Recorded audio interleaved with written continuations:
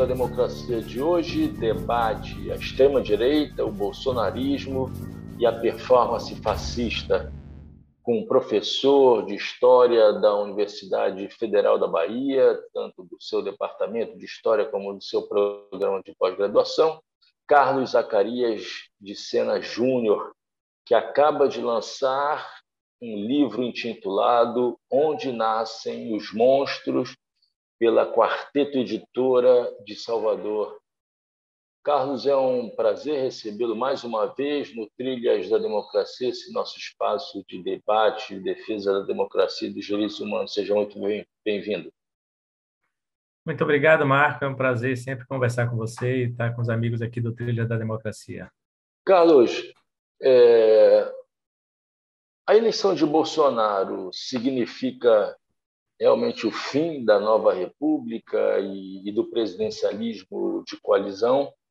Ou, dizendo de uma outra maneira, a extrema-direita, que entra em cena no cenário político no pós-1988, nesse período entre 2016 e 2015, né, e até os dias de hoje, veio para ficar no cenário político brasileiro? Bom, Marco, muito se tem dito sobre a síntese que Bolsonaro representa de uma série de comportamentos, uma série de atitudes, uma série de desejos e afetos políticos que existiram no Brasil durante muitos anos, durante muitas décadas, e de repente encontraram essa síntese em Bolsonaro, né?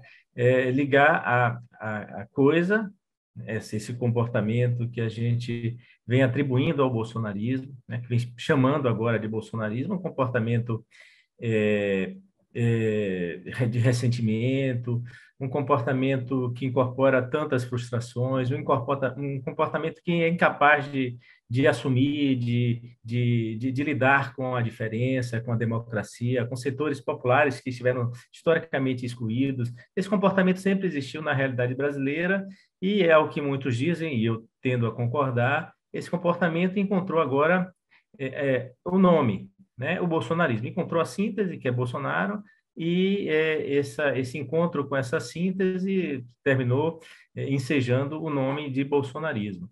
É possível que esse comportamento persista na sociedade brasileira, é possível que ele tenha a sobrevida se Bolsonaro sai da cena numa eventual derrota eleitoral, que é o que todos imaginamos e desejamos que possa acontecer nas próximas semanas.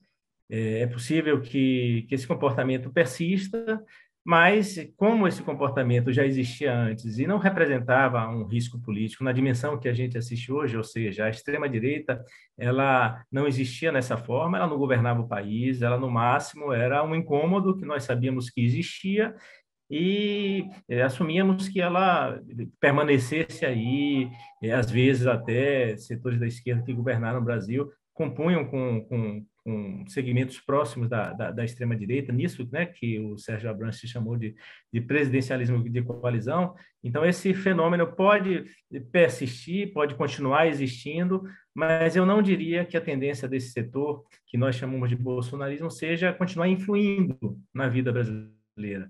O provável, Marcos, assim, é claro que a gente não tem bola de cristal, nós somos historiadores, a gente faz uma análise do passado, nunca do futuro, mas a gente projeta tendências, né? Porque não há como a gente pensar o nosso presente e conhecendo alguma coisa do passado sem também fazer projeções, sem criar expectativas sobre o que pode ser no futuro. Então, a tendência é que essa extrema-direita se recolha ao lugar onde ela estava, e isso que se chamou de presidencialismo de coalizão, que esteve em questão quando Bolsonaro ascendeu, que muitos diziam que tinha vindo para ficar, que sepultava de vez a nova república.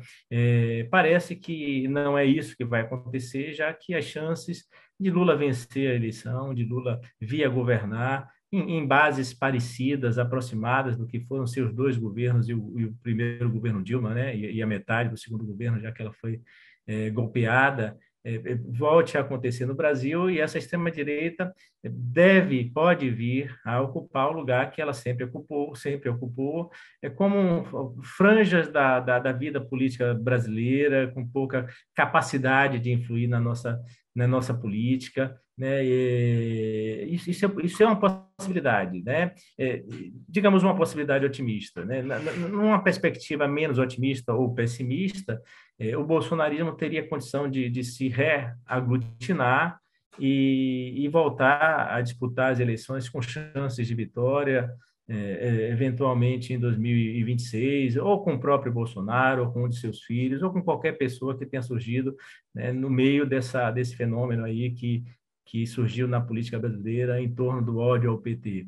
Mas, assim, eu sou, não dizendo que eu quero ser otimista nesse momento aqui, eu acho que a gente tem que ter muito mais cuidado hoje do que tivemos em 2018, né? Um dos motivos da nossa incapacidade de compreender e de enfrentar o fenômeno do Bolsonaro foi justamente subestimar ele, mas sem querer ser otimista, mas projetando para o futuro. O que eu imagino que deva acontecer é que os termos que fundaram a nova república, com todas as concessões, com toda a conciliação que ela permeou, eles sejam restabelecidos, reinstituídos, porque o principal partido da nova república, que foi o PT, está, neste momento, ainda mais disposto a incorporar os setores opositores, os setores que lhe fizeram, que lhe resistiram à hegemonia neste período, e essa incorporação desses setores ainda deve ser na base de ainda maiores concessões.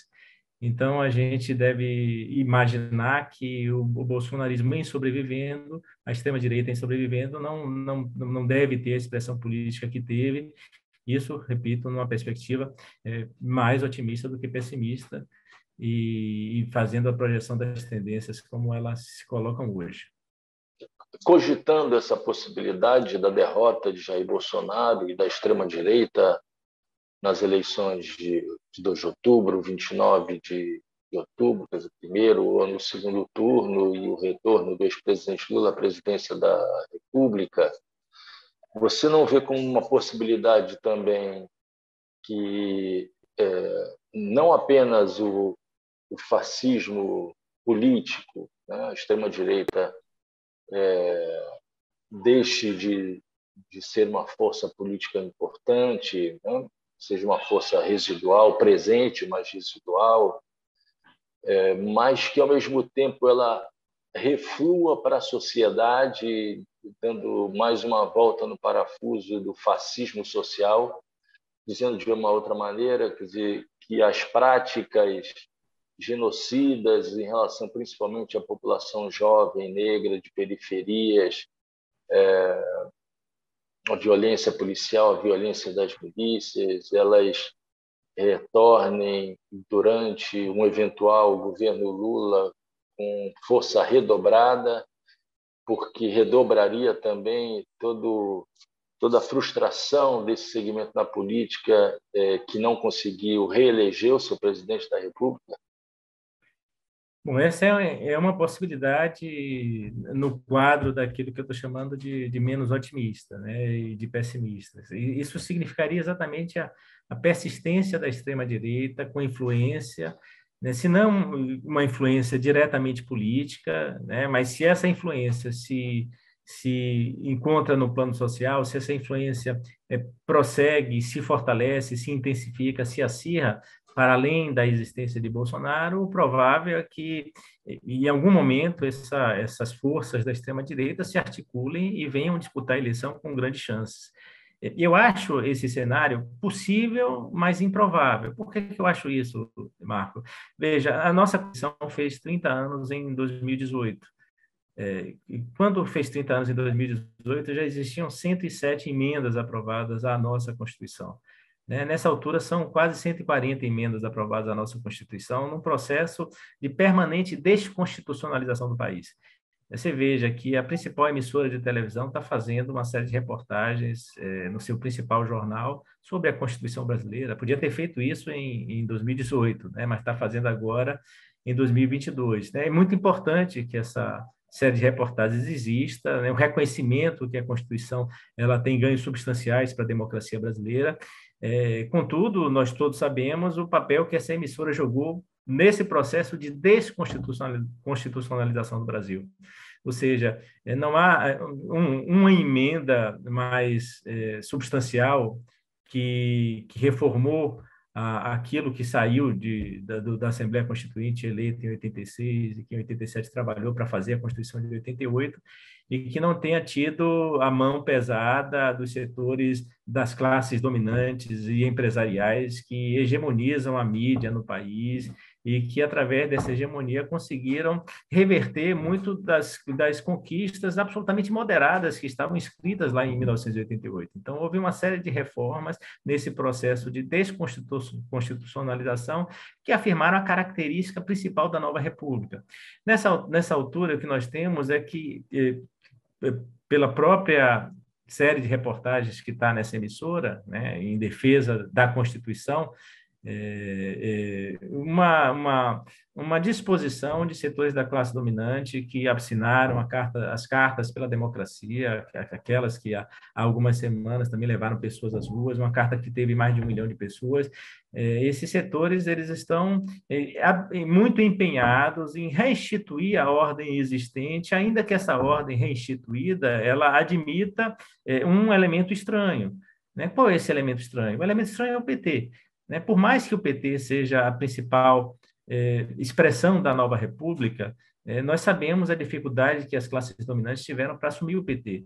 Não porque o PT representasse perigo nenhum, né? O PT representou exatamente aquele ponto de conciliação que, de um lado, trazia para o seu entorno esses setores que foram sempre os que mandaram no país e, quando não viram circunstâncias de prosseguir com o PT, trabalharam para retirar o PT, mas, do outro lado, o PT é parte desse acordo e que precisa permanentemente repactuar a direção política, né, com movimentos como os trabalhadores rurais sem terra, as centrais sindicais, os movimentos dos sem-teto, os movimentos sociais, cujo PT são a expressão política construída no final da década de 70, início dos anos 80, e que foram muito influentes nesses anos todos. Então, o PT é um ponto indispensável nessa pactuação ou repactuação desse acordo político que envolve os setores de peso da sociedade brasileira.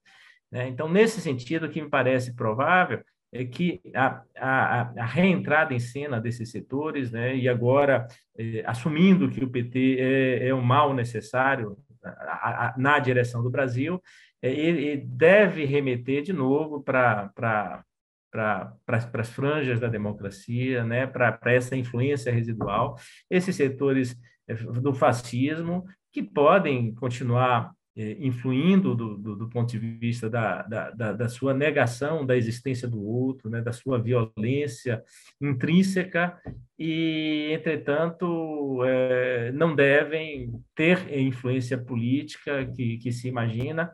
Mas também preciso dizer uma coisa, Marco, isso eu estou falando do ponto de vista nacional, né? Obviamente que nós estamos olhando para um cenário nacional que tem também, que é impactado também pelo cenário internacional, o cenário da América Latina, o cenário dos Estados Unidos e da Europa, que há alguns anos virou a direita, a extrema-direita não saiu de cena, mas a extrema-direita, como vem sendo enfrentada nos Estados Unidos, né, a partir da invasão do Capitólio, em 6 de janeiro de 2020, a partir de tudo aquilo que representou o governo de Donald Trump, que permanece sendo uma ameaça e, por isso, é percebido pela sociedade norte-americana, pelas instituições norte-americanas, pelo aquele colchão de amortecimento das tensões todas que existem naquele país, né, como um mal que deve ser evitado. Muito dificilmente o trumpismo emerge com aquela força que adveio em 2016 e por isso, não espraia, né, sua forma de existência para outras partes do mundo. Isso também impacta no Brasil e também os países da América Latina, né, que há 5, 6 anos tinham virado completamente a direita, a extrema-direita, né, o golpe na Bolívia, né, a permanente direção dos processos todos na Colômbia, que agora por parte dos setores de direita, né, e de extrema direita que durante décadas governaram aquele país. O Chile, né, que na saída do pinochetismo assumiu e impôs a mesmo governos socialistas como o de Michelle Bachelet, normas ultraliberais que foram incorporadas, né, e agora temos o governo de Boric. Então, a virada da América Latina também impacta no Brasil e a Argentina, né, que eu não falei, né, com o retorno com todo o problema que tem do Fernandes e da Kirchner, né, que estão vivendo um processo político intenso lá, mas é a volta da normalidade, né? As manifestações que tem na Argentina são manifestações conhecidas de todos nós, manifestações quase todas pela esquerda, de sindicatos nas ruas. Quer dizer, o que nós estamos assistindo na América Latina, com todas as tensões que não devem ser esquecidas e devem ser percebidas por nós como potencialmente ameaçadoras, mas assim nós estamos vendo um retorno àquilo que a gente chama de normalidade. E essa normalidade, se predomina no Brasil, ela não deixa de lado toda a violência que a sociedade brasileira comporta, todo o racismo, a presença do patriarcado, mas essa violência, o racismo, o patriarcado, a LGBTfobia, o capacitismo, tudo isso que é característica da nossa formação social e que se sintetizou no bolsonarismo, ele provavelmente não volta a ter influência política se as condições normais de temperatura e pressão prosseguirem, né? Eu estou dizendo, se não tiver nenhuma grande intercorrência, nenhum elemento contingente muito importante no próximo período, né, que possa fazer com que, de novo, a extrema-direita tenha projeção, o provável é que a extrema-direita se recolha aos esgotos de onde saiu e a pactuação em torno de uma normalidade na base da conciliação, daquilo que foi o pacto fundamental da nova república, com o presidencialismo de coalizão, volte a prevalecer. Zacarias, você afirma que o bolsonarismo, abre aspas, é uma espécie de fascismo genérico atualizado e adequado à periferia do capitalismo e ao século XXI, fecha aspas. Qual é o significado dessa expressão que você teme usar, né, fazendo a ressalva de que, com o passar dos anos, na verdade, pode se comprovar que, na verdade, pode ter havido um exagero nessas caracterizações, né, nessas analogias, comparações com o fascismo histórico, né? Como é que você entende essa caracterização? Como é que você define essa caracterização do bolsonarismo como uma espécie de fascismo contemporâneo, fascismo genérico atualizado? Por favor. Olha, eu desejo efetivamente que essa denominação, essa atribuição de fascismo ao bolsonarismo, ela, com o tempo, venha a ser superada, que ela seja ultrapassada e que no futuro a gente venha a dizer que, de fato, não houve nenhuma espécie de fascismo, nenhuma ameaça. Por que eu estou dizendo isso? Porque eu estou dizendo que se, de fato, o bolsonarismo não vingar, né, o fascismo genérico, adaptado à periferia do capitalismo, esse fascismo contemporâneo, não vingar, o provável é que a gente inclua, né, em notas de rodapé nos futuros livros de história, porque efetivamente nós teremos sido vitoriosos nessa nossa tarefa de enfrentar o fascismo. Contudo, Marco, eu acho que é muito importante a gente chamar as coisas pelo nome, né? Claro que não há um consenso sobre o fato de ser fascismo ou não, mas assim o próprio nazismo também não havia consenso, as outras formas de fascismo, que não aqueles do fascismo histórico italiano e alemão, também sofreram desconfianças no período e ainda hoje são objetos de disputa da parte da historiografia, né? Há contendores de diversas espécies. Há quem atribua ao salazarismo e ao franquismo conservadorismos católicos e não exatamente fascismos, né? Contudo, a categoria de fascismo genérico é uma categoria muito operacional para a gente entender exatamente do que é que nós estamos falando, né? Primeiro, para dizer que o fascismo não surge da noite para o dia, não surgiu assim na Itália, né? Apesar dos fasces de combatimento terem surgido em março de 2019 e de 1919, e sua primeira grande ação pública tenha sido a invasão da sede do Avante, matando 5 operários e destruindo todo o maquinário. O fascismo mostra a sua cara em 1919. O nome fascismo é um nome que surge naquele contexto, mas as formas que os historiadores encontram de fascismo, elas são anteriores a esse fenômeno na Itália, elas estão presentes na Espanha, estão presentes na França, né? Há discussões sobre se eventualmente também não estariam presentes na Ku Klux Klan, na estadunidense. O fato é que o fascismo italiano ele chega ao poder, ele se organiza a partir de 1919, chega ao poder em 1922, e depois ele, na Alemanha, ele se organiza também de uma forma, tenta o golpe, o famoso golpe da cervejaria de 1923, e Hitler fica preso por menos de um ano para sair, para organizar o Partido Nazista, para poder tomar o poder em 1933, e essa forma do fascismo, que é o fascismo histórico, ela foi assumida como a forma principal do fascismo em função daquilo que são as suas características, embora distintos de um país para o outro, né? O fascismo italiano e o alemão têm muitas distinções, mas também pela identidade que na Itália e na Alemanha o fascismo guardam entre si e que aparecem pontualmente em outros países, né? Esses outros países são exatamente esses outros países que têm formas ultra-autoritárias, que estão num contexto histórico tendencialmente fascista. Esse contexto histórico tendencialmente fascista é o contexto ali dos anos 30 e dos anos 40, que inclusive fez com que o governo de Getúlio Vargas tivesse essa característica, né, tendencialmente fascista.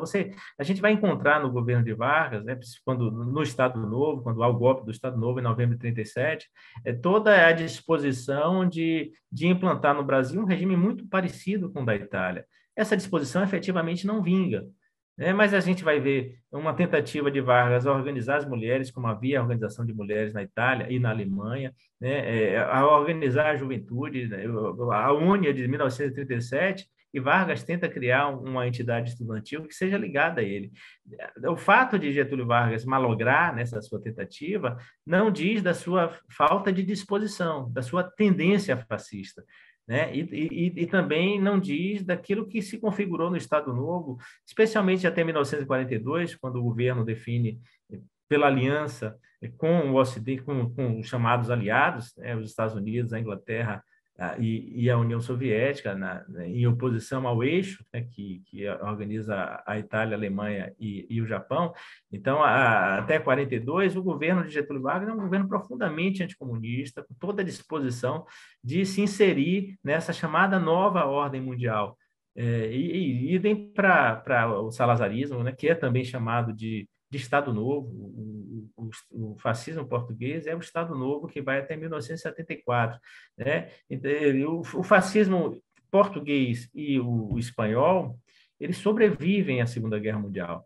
Eles permanecem tendo essa característica ultra-autoritária, né? E o fato de terem se adequado e se reinserido numa ordem após a vitória e o esmagamento do nazifascismo histórico faz com que muitos flexibilizem essa sua apreciação do salazarismo e do franquismo como uma espécie de fascismo genérico, né? Entretanto, uma parte dos historiadores, a qual eu me filio, usa essa categoria de fascismo genérico para dizer de regimes que têm essa tendência fascista, muito embora esses regimes tenham expressões distintas e, às vezes, até no meio do caminho, tenham sido derrotados ou tenham se reinseridos em outra forma de de ditaduras que sobreviveram ao nazismo. Então, assim, eu desejo que isso que nós estamos chamando de fascismo hoje, fascismo genérico, né, que é o bolsonarismo,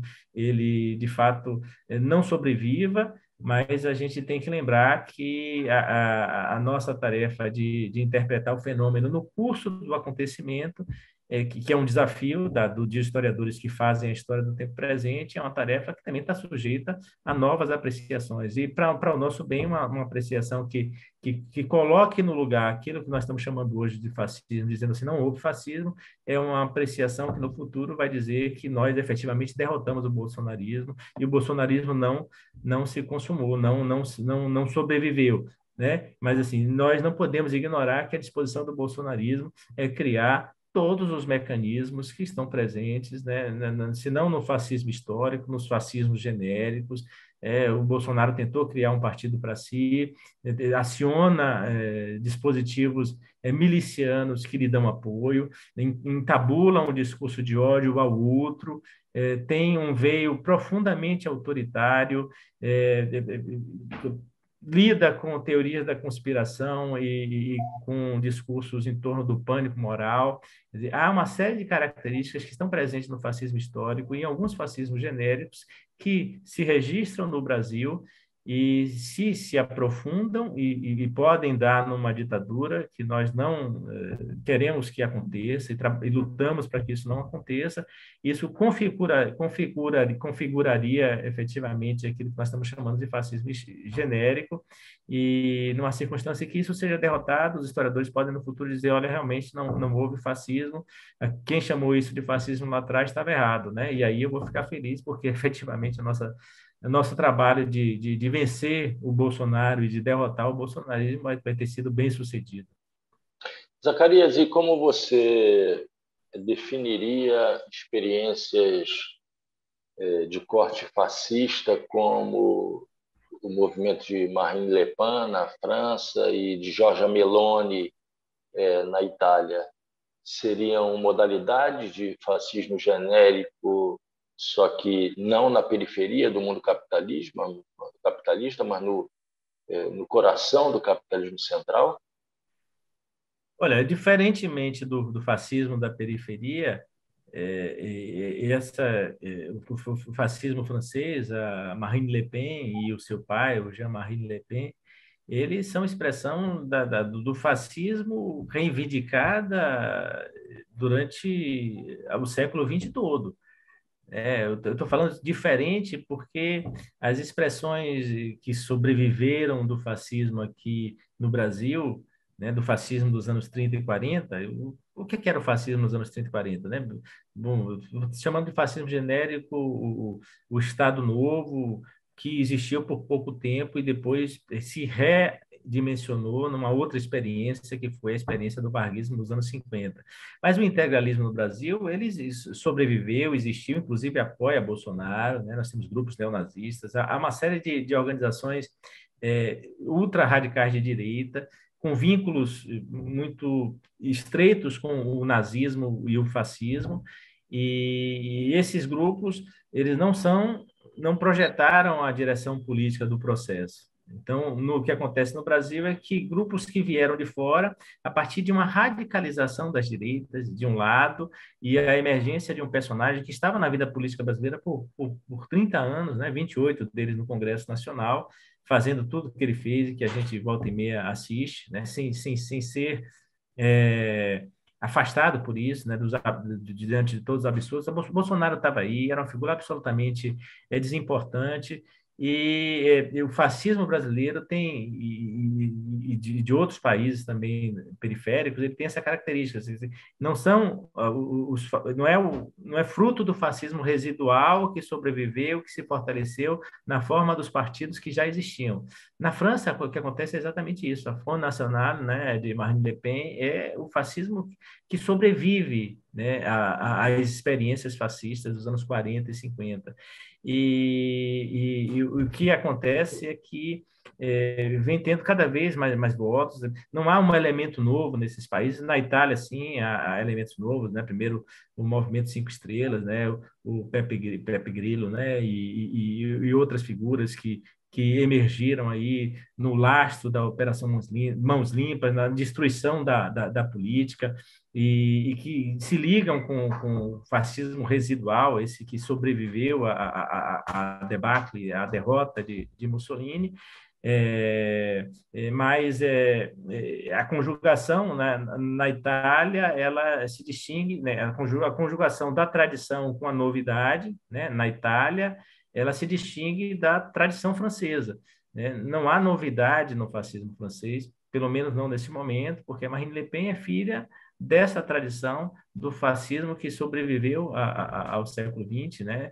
E que está despontando com chances eleitorais, foi ao segundo turno, pela segunda vez nas eleições francesas, agora, né, com Macron novamente, ou seja, obrigou todas as forças da esquerda a se juntarem à novidade, né, na política, que é o Macron, né, e o seu partido, que também é uma novidade. Então, o que acontece nos países é diferente, mas a gente deve dizer que essas expressões do fascismo são expressões que permanecem na história de diversos países, ou conjugam a novidade com a tradição, ou são apenas a tradição, e na periferia, que é o caso do Brasil, vem não pela tradição, mas muito mais pela novidade, e que pode também se encontrar com a tradição. Esses grupos fascistas todos que sobreviveram e que ficaram aí muito marginais e sem nenhuma expressão política, que apoiam o Bolsonaro, não tem expressão neste momento. Não quer dizer que amanhã não possam vir a ter, não possam projetar uma liderança e até fundar um partido com influência de massas, como o Bolsonaro tentou fazer e não conseguiu. Zacarias, quais são as práticas recorrentes de Bolsonaro e do bolsonarismo que você identificaria como fazendo parte da reprodução de uma performance fascista? Acrescentando essa pergunta, né, existe uma estética própria do bolsonarismo que tem algum tipo de relação com a estética fascista dos anos 20 e 30?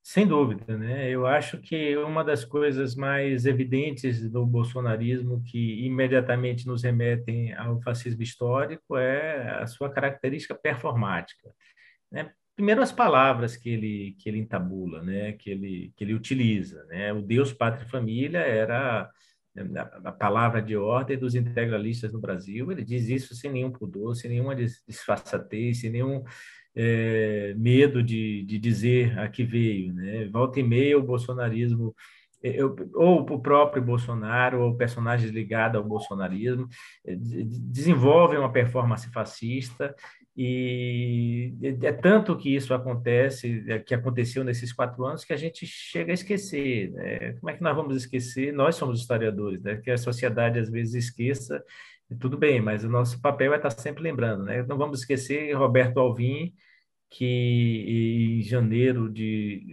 fevereiro de 2019, fez aquela performance absolutamente igual à de Goebbels, né, com direito à música de fundo de Wagner e tudo mais, né, com a foto de Bolsonaro atrás, né, como quando Goebbels tinha foto de Hitler, e aquele discurso em torno de uma arte nacional, né, a arte brasileira seria arte nacional, não seria nada, e ele foi destituído. O Roberto Alvim continua aí nos meios fascistas, né, continua influindo de alguma forma. O Felipe Martins, quando fez aquele apito de cachorro, né, com o símbolo, né, pegando na lapela do White Power, na lapela do paletó, em plena sessão, não sei se do Senado, acho que do Senado, foi de uma comissão da Câmara, e depois foi afastada também. Ele estava acenando para para a extrema-direita, né, com o símbolo, né, do poder, do supremacismo branco norte-americano. O ato de beber leite. Exatamente, né? O levantar o copo de leite, né? Quer dizer, como se estivesse fazendo um brinde aos produtores de leite no Brasil. Quer dizer, isso é uma remissão à forma como os fascistas se identificam, né? Como eles se reconhecem, né? Enquanto as outras pessoas estão alheias ao que está sendo encenado ali. Quer dizer, isso tudo é performático, né? Mas o Bolsonaro é um personagem ainda mais performático do que esses outros todos, né? O Bolsonaro se notabilizou pelo seu histrionismo no Congresso, né? Como parlamentar, sempre barulhento, sempre fazendo eh, muita gritaria em torno de questões que todos davam menor importância, né? Porque Bolsonaro não liderava bancadas, não era nem no Centrão né, a coalizão de partidos que ele fazia parte, não era nenhuma expressão reconhecida como interlocutor,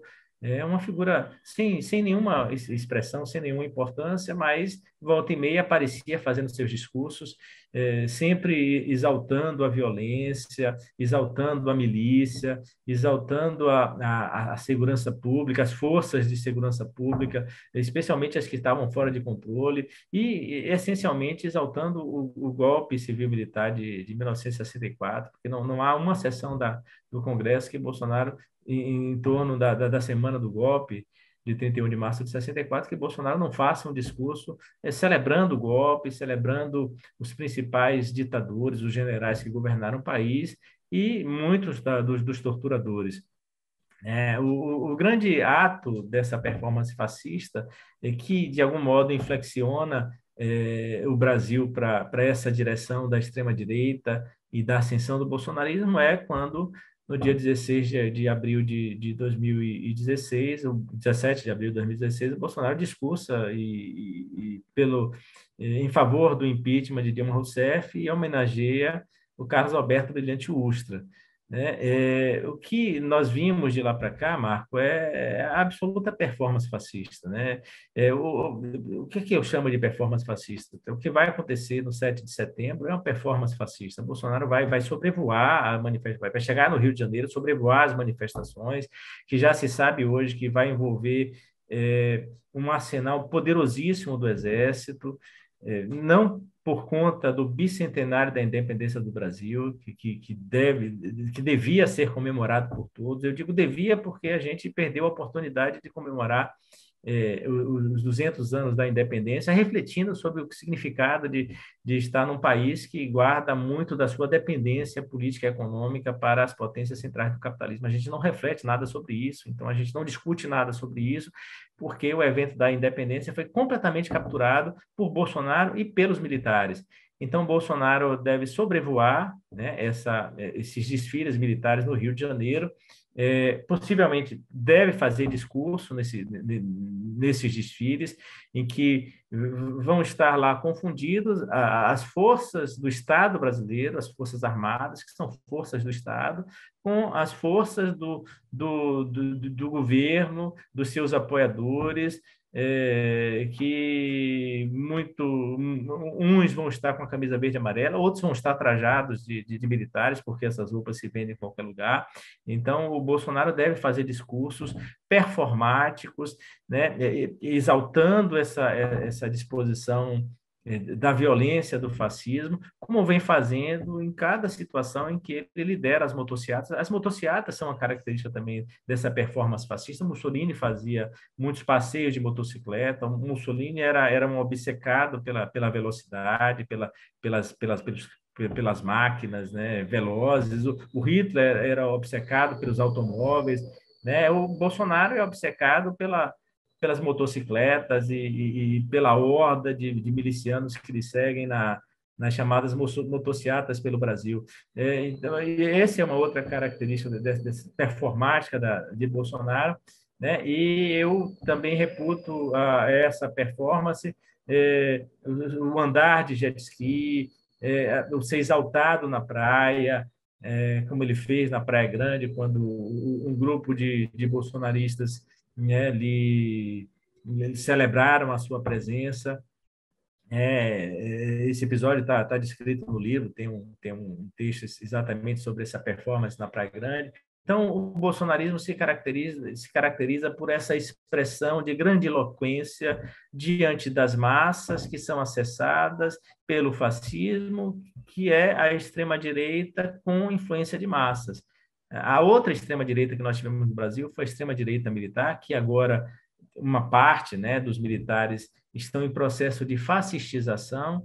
Eu não creio que todas as Forças Armadas assumiram essa disposição fascista, né? Não se fascistizaram completamente, mas uma parte das Forças Armadas se fascistizaram, mas a característica dos militares brasileiros que governaram o Brasil nas décadas de 60 a 80 é uma característica de não ter nenhuma influência de massa, é uma característica desmobilizadora, né? E o fascismo tem essa disposição mobilizadora. Então, a performance de Bolsonaro falando para as massas, né? Desde aquele falar para o petit comitê dos seus apoiadores no cercadinho, né? Até as grandes manifestações, como foi o 7 de setembro do ano passado, em que ele discursou em São Paulo para milhares de pessoas, é uma característica também do fascismo, é típico da performance do fascismo e um elemento que a gente tem que atentar também para poder elencar, né, aquilo que no bolsonarismo nos remete ao fascismo histórico, porque mexe também com os afetos, com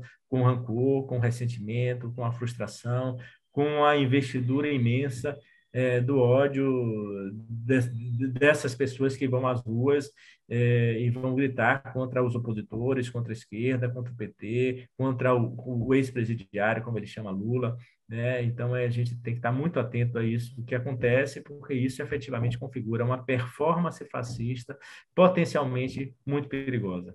Zacarias, esse é o último trecho da democracia antes de 7 de setembro de 2022. Você já tratou aqui do que você espera, das suas expectativas no campo da performance, do que poderá ocorrer no 7 de setembro. Eu queria agora que você fizesse uma análise mais especificamente política, de curto prazo, dos impactos que podem ser gerados pelo 7 de setembro na campanha eleitoral, se isso pode, a depender do que ocorrer no 7 de setembro,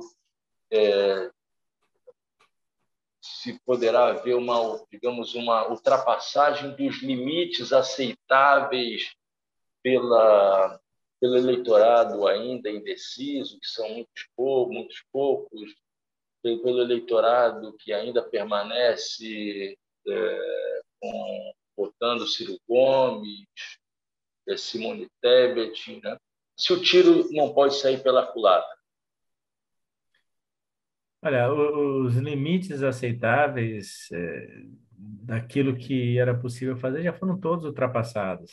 Bolsonaro permanece resiliente em torno de 30% do eleitorado que lhe permanece fiel, não obstante todos os absurdos que ele promove, tudo que faz, todas as agressões que ele faz à democracia, todo o descalabro econômico que se abateu sobre o país, todo o descumprimento das regras que eram exigidas de qualquer outro governante, que foram ultrapassadas por Bolsonaro e com o apoio do Centrão no Congresso Nacional.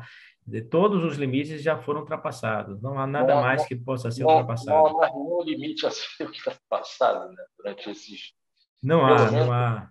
anos de governo. Mas sua pergunta é importante, porque a gente não está falando só dos 30% dos bolsonaristas que não vão desembarcar. Se não desembarcaram até agora, não vão desembarcar do bolsonarismo, né? Nós estamos falando daqueles setores que, como você disse aí, estão indecisos, estão com Ciro Gomes, estão com Simone Tebet e com outros candidatos com menor intenção de voto nessa altura, né? Como é que eles reagem ao que Bolsonaro pode fazer no 7 de setembro, né? Preciso dizer que Bolsonaro não vai ser detido. Me parece, Marco, que, de algum modo, as iniciativas em torno do 7 de setembro elas foram um pouco freadas pela ação do ministro Alexandre de Moraes, que atuou, né, não a partir das reportagens, né, talvez as reportagens tenham sido o estopim, né, a reportagem do site Metrópolis, sobre o grupo de empresários bolsonaristas que estavam lá abertamente conspirando contra a democracia. O fato deles falarem mal do STF e desejarem um golpe não é por si só característica de um crime, né? O que me parece, bom, eu não sou jurista, mas tenho lido coisas a respeito, não parece que tenha havido um crime ali, entretanto, o que se deve levar em consideração é que nós não estamos falando de professores, de advogados, estamos falando de grandes empresários que podem estar financiando ações golpistas que podem explodir no 7 de setembro. Isso precisa ser investigado. E, de fato, aquela intervenção de Alexandre de Moraes nesse grupo, por mais críticas que tenham sido colhidas da parte dos bolsonaristas, me parece que foi uma ação muito correta, uma ação muito adequada, porque previne que mais atitudes destemperadas e treslocadas possam vir em apoio a Bolsonaro, inclusive financiando dispositivos pró-golpe, como a gente assistiu no 7 de setembro de 2021.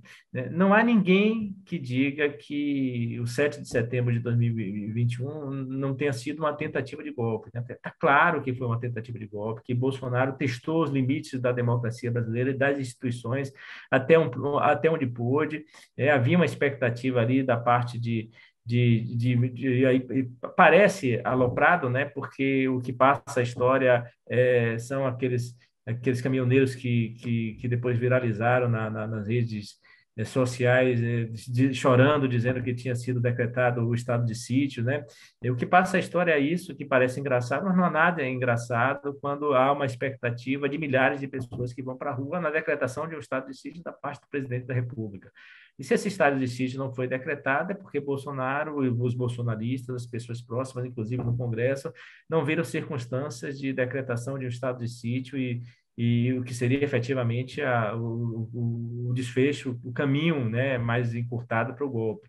Em 7 de setembro agora, eu acho que a atitude de Alexandre de Moraes, ela impede, cerceia, né, ela inibe muito dessa tendência golpista, isso é muito importante, mas quem acredita que Bolsonaro está controlado porque participou da eleição, desculpe, do debate pelo pool de emissoras liderado pela TV Bandeirantes, está enganado, né? O fascismo não se controla, o Bolsonaro é completamente incontrolável. É absurdo que a gente tenha normalizado a figura de Bolsonaro ao ponto de admitir que ele vá para um debate e depois vá continuar trabalhando para conspirar contra a democracia no Brasil. Eu tenho chamado isso, eu tenho me lembrado do filme, né? Matou a Família e foi ao cinema, né? Porque só o título do filme já causa incômodo. O Bolsonaro faz exatamente isso, né? Ele está matando a democracia e depois vai participar de debate, vai participar da campanha eleitoral, vai estar lá na urna eletrônica como se fosse um candidato normal, quando não devia ser, né? A democracia brasileira tinha que ter, desde o princípio, impedido o Bolsonaro de existir, porque ele devia ter sido caçado lá atrás, né, quando fez as declarações que fez, né, especialmente aquela mais famosa, acho que em 97, 98, quando ele dando uma entrevista na TV Bandeirantes também, ele disse que se ele fosse presidente, ele daria um golpe no dia seguinte, que os problemas do Brasil só seriam resolvidos quando se matasse 30 mil numa guerra civil, que ele começaria matando o presidente da República. Ele deveria ser impedido, não deveria existir para a política brasileira, e existiu e foi eleito e continuou fazendo tudo o que fez contra a democracia, e nós pagamos para ver e agora vamos assistir, né, dos nossos lares, aquilo que vai ser o 7 de setembro, sem nenhuma capacidade organizativa de resistir o que vai ser o 7 de setembro. Ou seja, Bolsonaro vai desfilar sozinho na rua no 7 de setembro, vai falar para o seu sozinho no 7 de setembro, e a repercussão disso aí vai estar nos dias seguintes, né, se o desfecho, que não parece ser o mais provável, né, seja um fechamento do regime naquele dia, né, não parece ser o mais provável pelas circunstâncias todas, inclusive pela ação de Alexandre de Moraes, pela vigilância do STF, pela vigilância da imprensa e de todos os setores da sociedade que se organizaram pelo menos para fazer um abaixo-assinado, não se organizaram para ir às ruas como devia, mas também tem uma manifestação marcada para o dia 10 de setembro. Eu acho que entre 7 de setembro e 11 de setembro, que é um dia depois da manifestação da oposição, né, dos setores democráticos, da sociedade brasileira, eu acho que a eleição vai ser definida nesses dias.